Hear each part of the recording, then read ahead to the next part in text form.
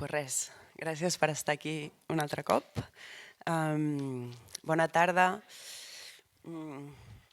Bueno, em va dir que podia fer 2 activitats, si feia l'exposició, que tenia Money també per fer 2 activitats, i vaig decidir que una d'elles el que m'interessava fer era invitar a la Rosa López, que és una psicoanalista de Madrid. No m'he preparat el currículum, però bueno, da igual. La LP. Pues això. I moltes altres coses, no? I molts articles i també analista practicant. Però és una mica igual que quan faig els projectes. A mi em mou una pregunta i el que m'interessa és escoltar, no? I per això l'he invitat a ella. Em va dir, què vols que fem, de què vols que parli? Dic, tu mira't tot el material i digues el que vulguis, no? Que segur que res, que m'anirà bé la seva aportació, i és una mica així com ho hem fet. Llavors ella s'ha preparat unes reflexions que ens compartirà i res, jo després pujaré i li faré algunes preguntes, però en veritat és un espai que espero que aprofitem tots i totes per pensar juntes i aprofitant els coneixements de la seva disciplina. I ja. Muy bien. Gracias, Nuria. Gracias por tu invitación y nada, gracias a todos los presentes. Como suele ocurrir en los viajes, uno tiene ciertos lapsus y a mí me falta la mitad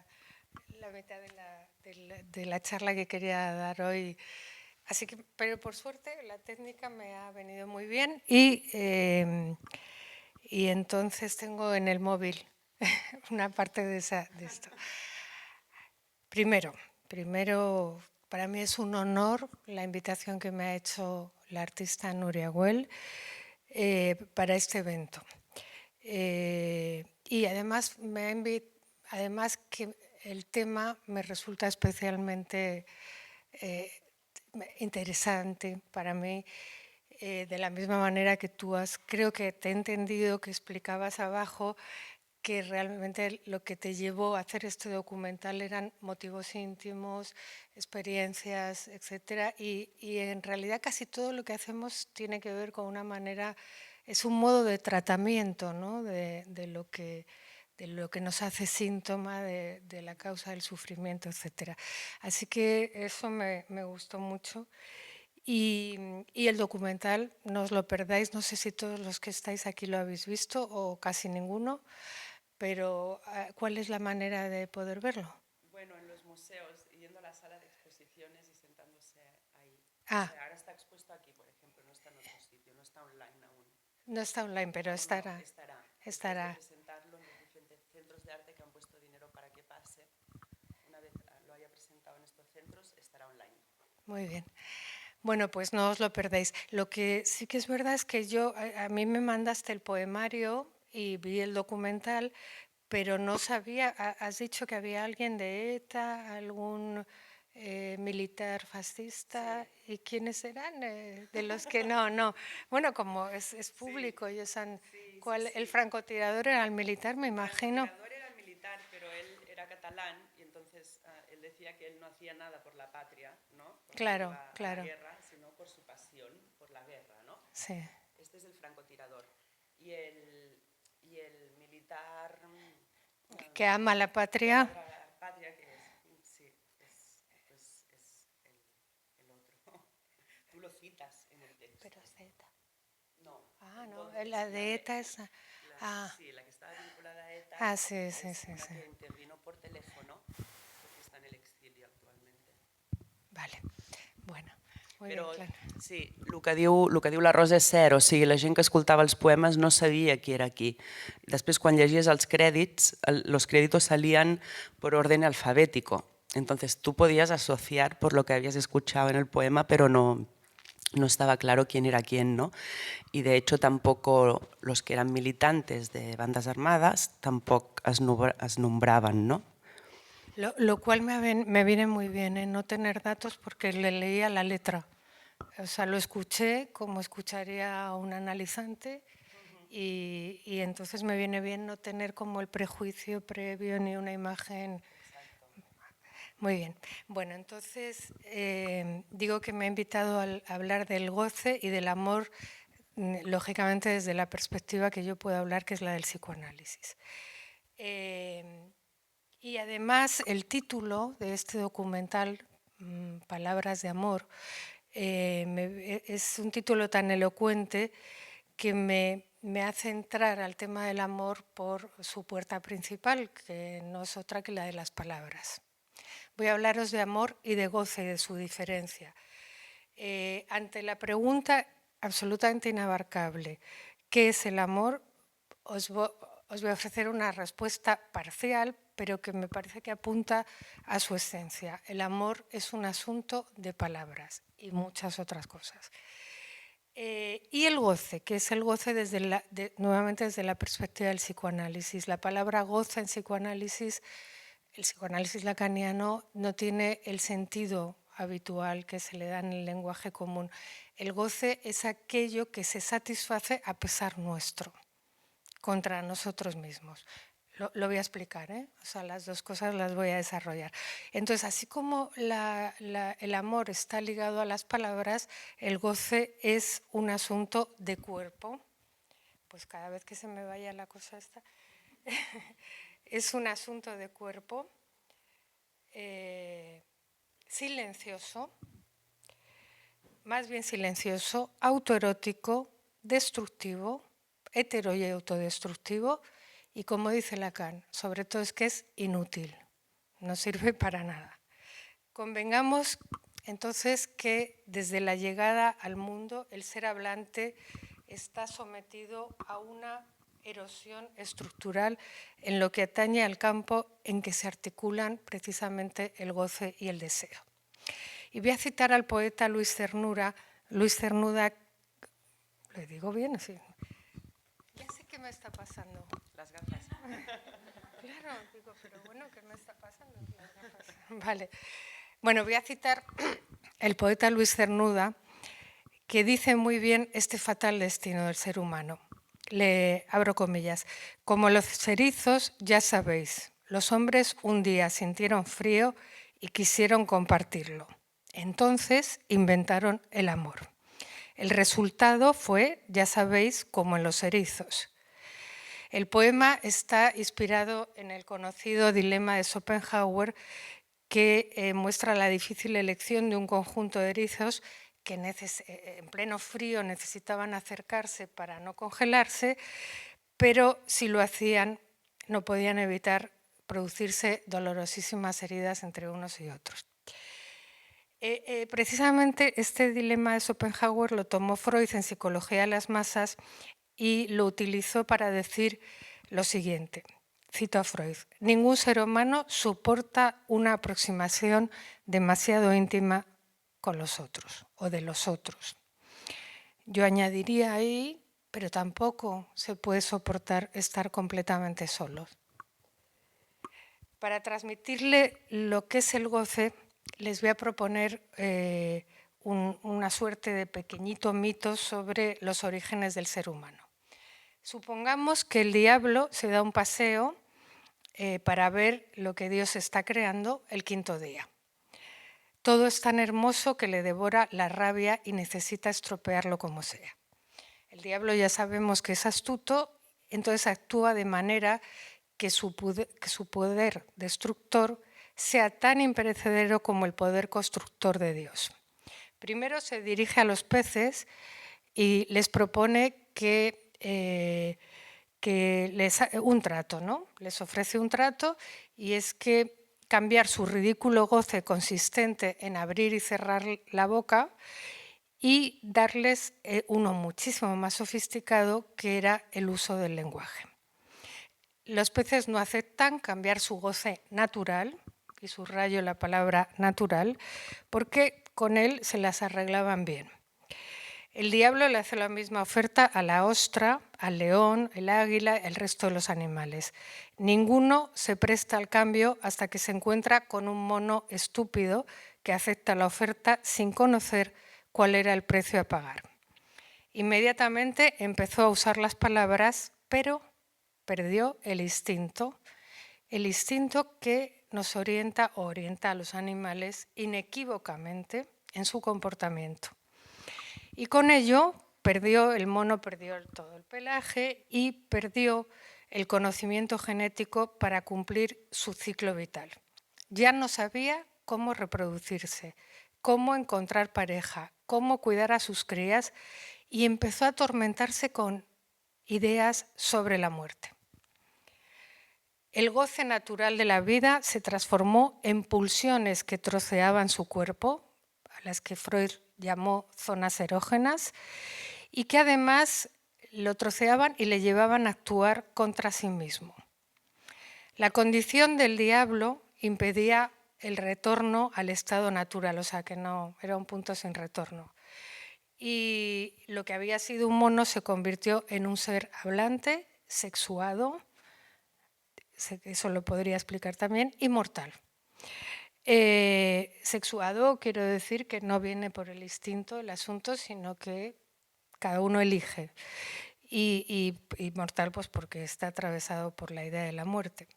Un ser condenado a intentar comunicarse con las palabras, dándose cuenta que siempre le llevaban al malentendido y que había algo esencial de su ser que no podía pasar por las palabras, las dos cosas, el malentendido y el agujero de la pérdida que deja el instinto y que es imposible de colmar por más palabras que unamos unas a otras.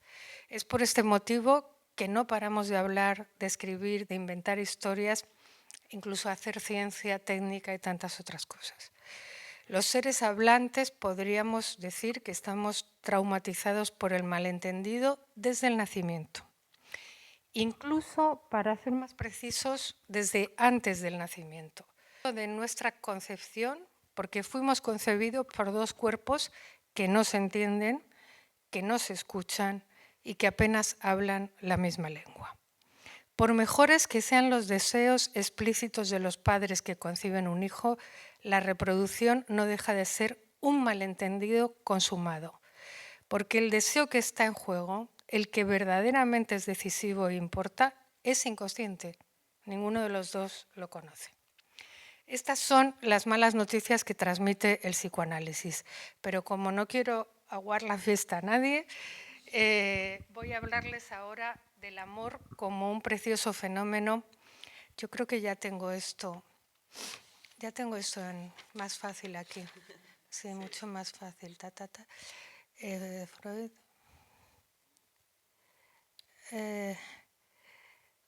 Sí.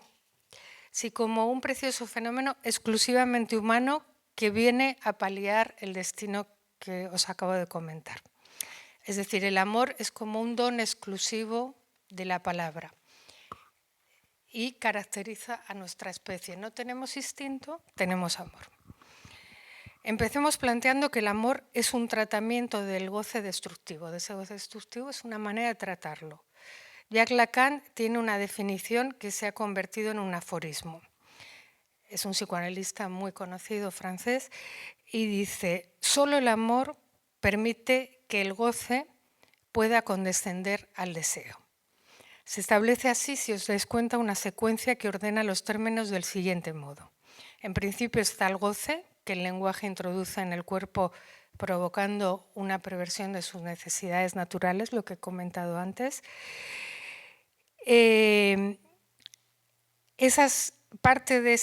Las necesidades naturales se transforman ya en otra cosa, en deseos inalcanzables. O sea, la anorexia es un ejemplo claro de que todas nuestras necesidades naturales están atravesadas por el lenguaje, desde ir al baño hasta comer, hasta todo, al sexo, etc. La reproducción. Entonces, en deseo, el amor hace un tratamiento al goce, este se transforma en deseo. ¿Y por qué se produce esta transformación? Porque el goce supone siempre un exceso que no condesciende espontáneamente al deseo. Y el deseo es una falta. Deseamos lo que nos da la sensación de una falta, el sentimiento de que algo nos falta, la búsqueda del objeto que nos falta.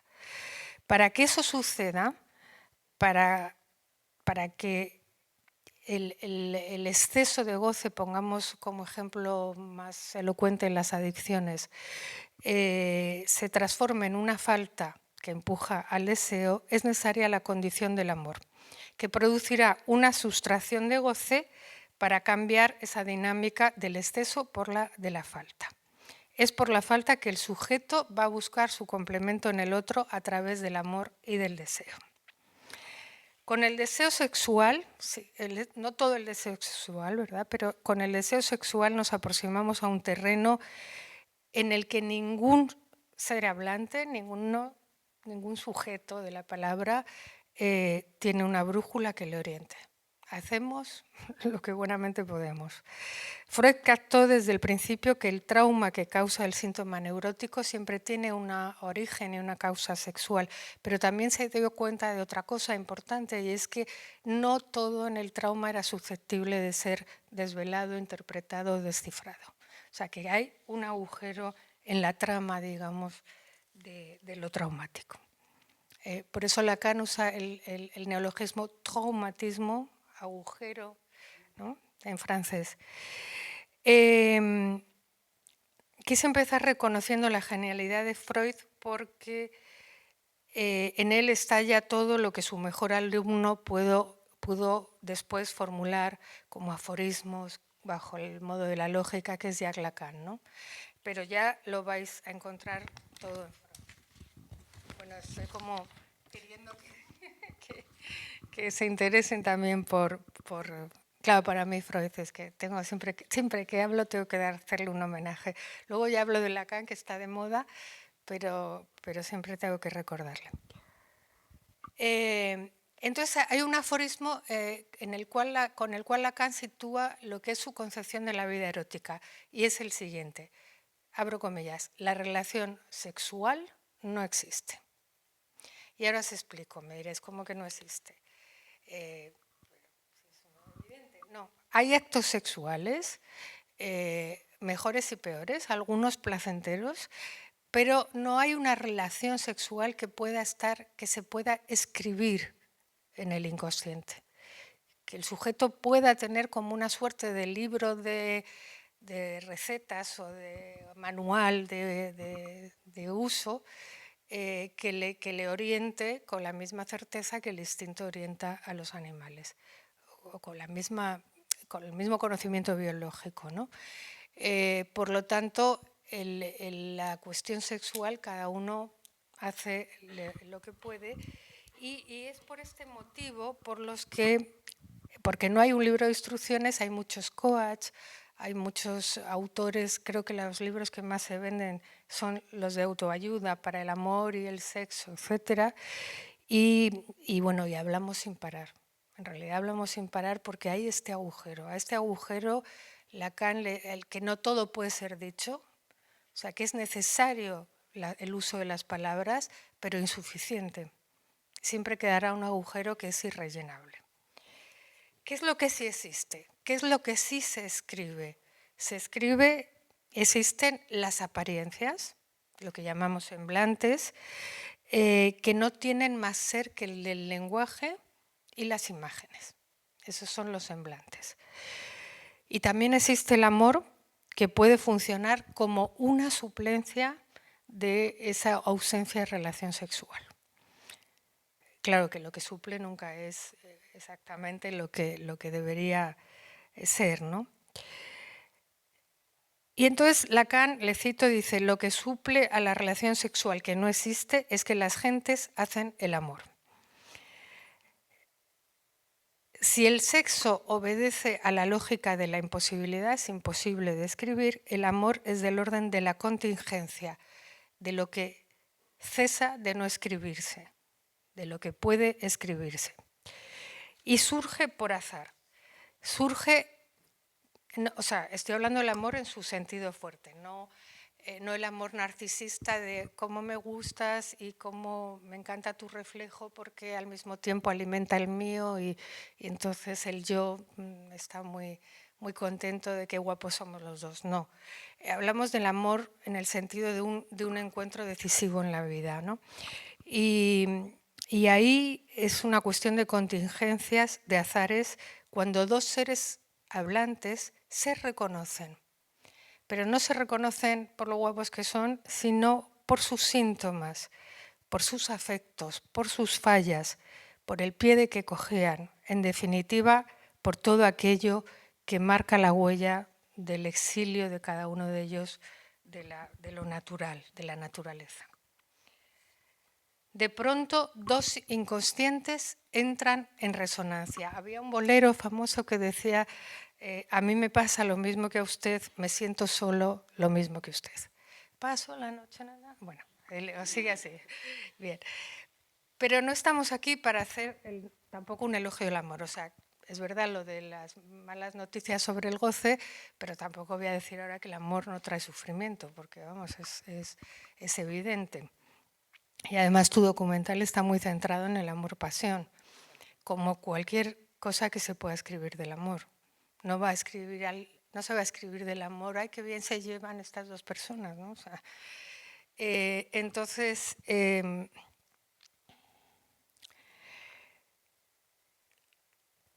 el amor es, aunque me sepa mal decirlo porque me suena a un himno fascistoide, es el novio de la muerte. Y las canciones que están elegidas en el documental dan testimonio de ellos. Amor y muerte son dos palabras que suelen acompañarse, ya sea en las expresiones de la vida cotidiana, en las letras de las canciones o en la poesía. El amor narcisista que pretende hacer uno con dos mitades fracasa por engañoso, pues cada uno de los amantes es un sujeto dividido entre sentimientos opuestos que no sabe por qué hoy ama y mañana odia, como decía Otelo.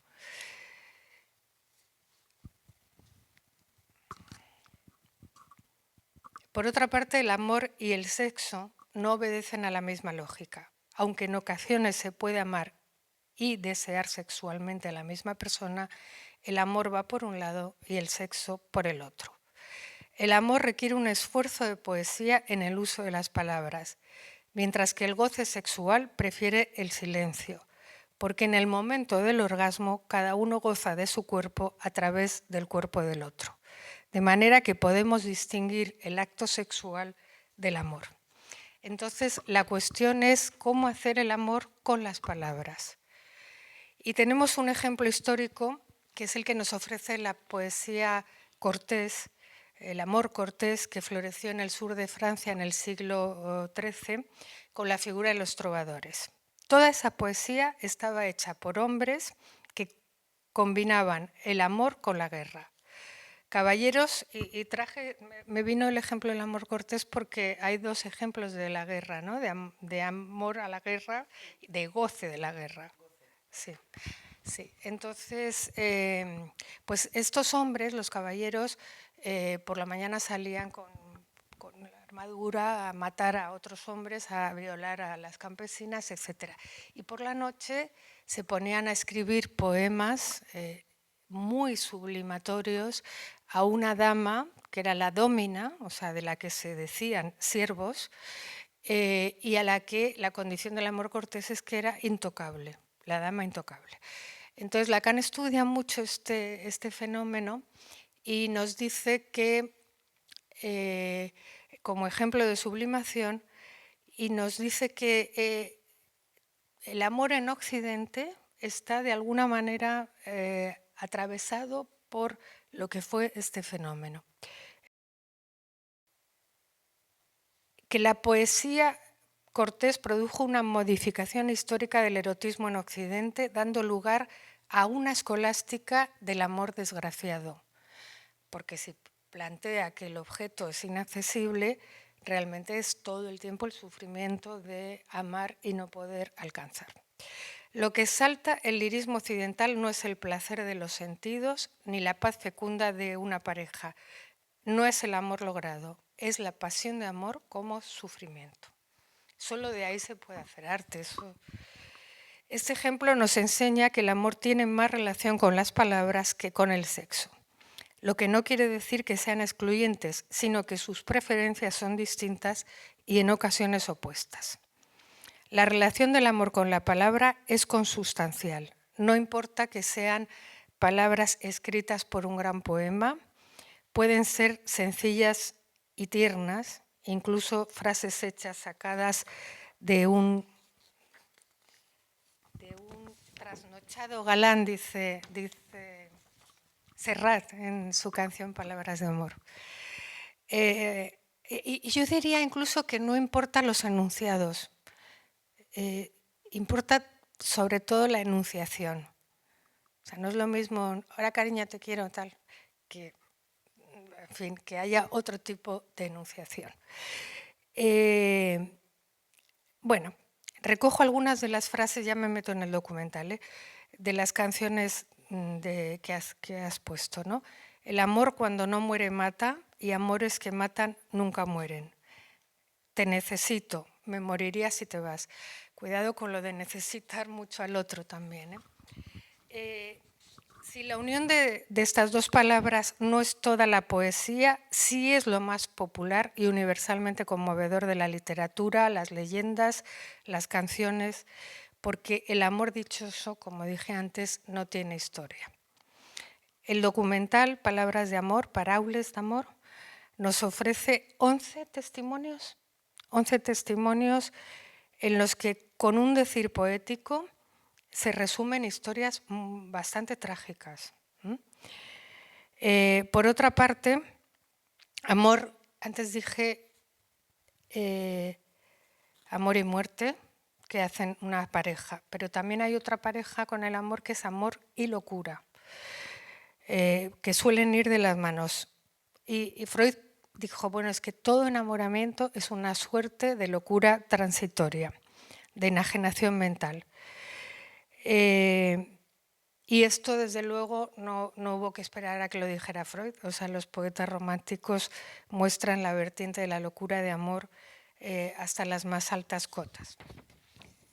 El amor, insisto, en el sentido fuente del término, no se reduce a un pacto de convivencia entre semejantes, sino que es la experiencia más radical, yo diría incluso, me atrevo a decir que la única, de lo que es la alteridad, pues se dirige a lo no reconocido que habita tanto en uno mismo como en el partener. De este modo, el amor se aproxima al agujero ese del que ya he hablado, como bordeándolo, y a veces bordando alrededor, ¿no?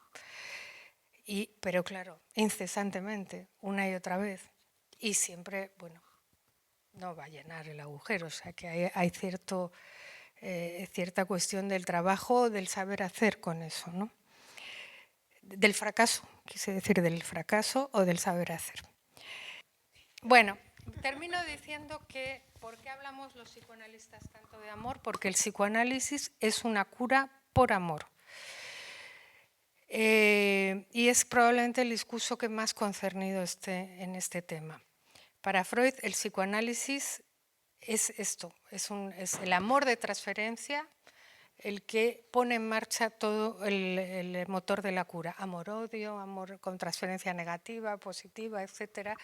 Pero Freud decía muy bien, si no amamos, enfermamos, caemos enfermos.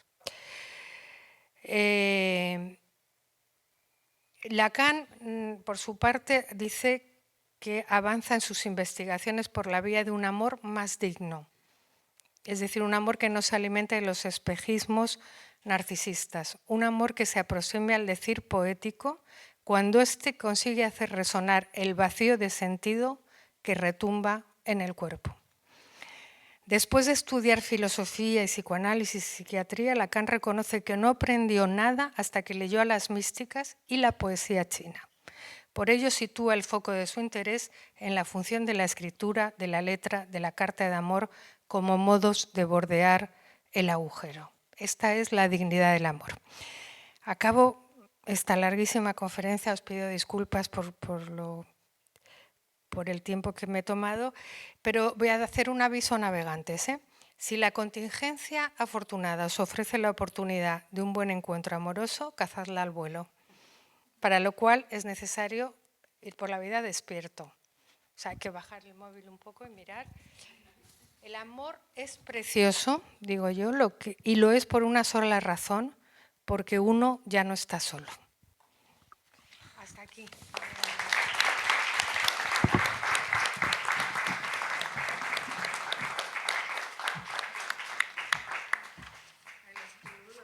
Los peludos, Antonio.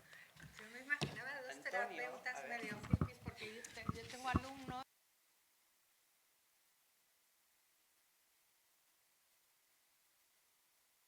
Arriba, que son psicólogos o psiquiatras y que van a van a las cárceles como voluntariado a hablar con los presos o las presas. Entonces me imaginé que eran alguno no, eran los perros.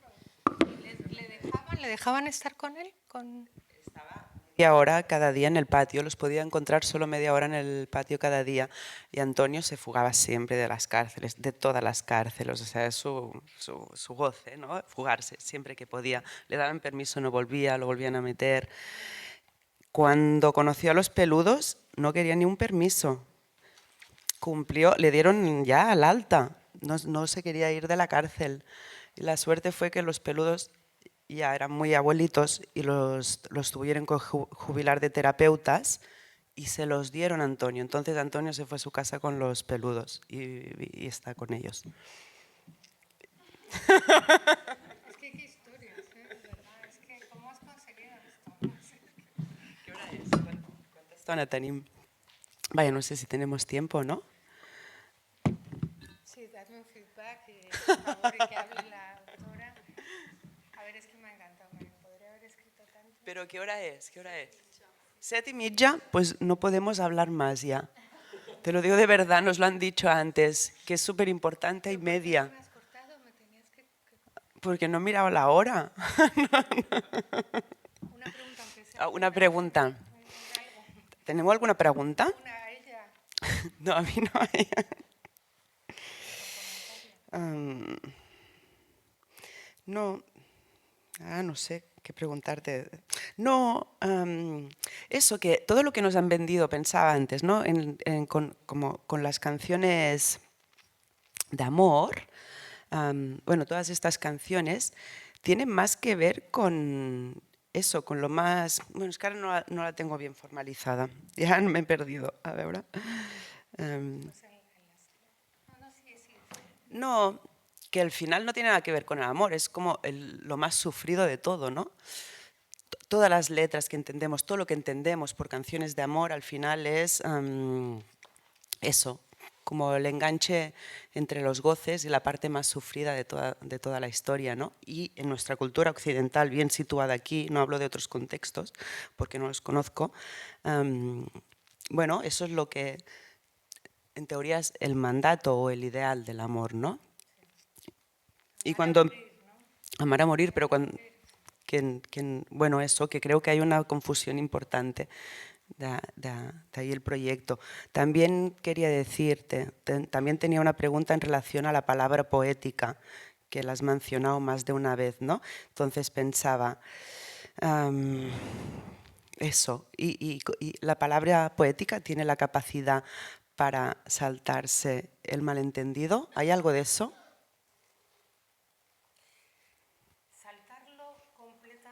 Saltarlo completamente no, pero sí es como que es el bien decir sobre la condición humana. O sea, se aproxima, es llevar el decir, porque una cosa es hablar, otra cosa son los dichos. El bla, bla, bla es hablar por hablar. Eso es un goce, el goce del bla, bla, bla. Por eso a veces en las sesiones hay que cortar al paciente porque se está yendo por las ramas y le vas mostrando que tiene que llegar a un decir pues del estilo que han llegado en el documental. Un decir que se aproxime a lo real, a lo que no puede ser dicho, pero que al mismo tiempo esté ya en esa proximidad, ¿no?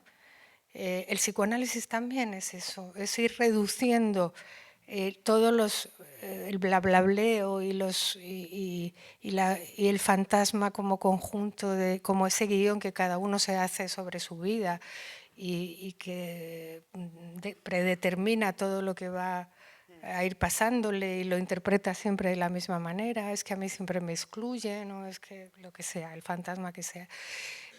Todo eso ir reduciéndolo hasta llegar a ese bien decir, ¿no? Que casi que se aproximaría a algo poético.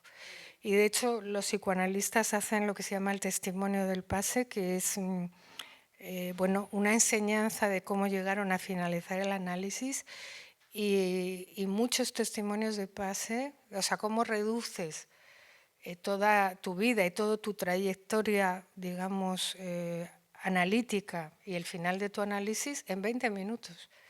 Y lo hacen. Y entonces, ¿cómo lo hacen? Con un decir poético. Porque y me parece que esa es la manera. Y para que vibre el cuerpo en el amor, tiene que haber palabras, tiene que haber un decir, algo que al otro le toque, le haga resonar el cuerpo, sin necesidad de tocarlo. Teniu alguna pregunta, algú que vulgui fer abans de marxar? Vull dir, aprofiteu si voleu, si algú vol. No. No sé, hi ha molts de temes, ¿no? Ah, ¿hay alguien? Ah. Venga. Quería preguntar, he llegado tarde, entonces he llegado cuando estabais hablando de guerra y de, pues eso, ¿no? La explicación del matar.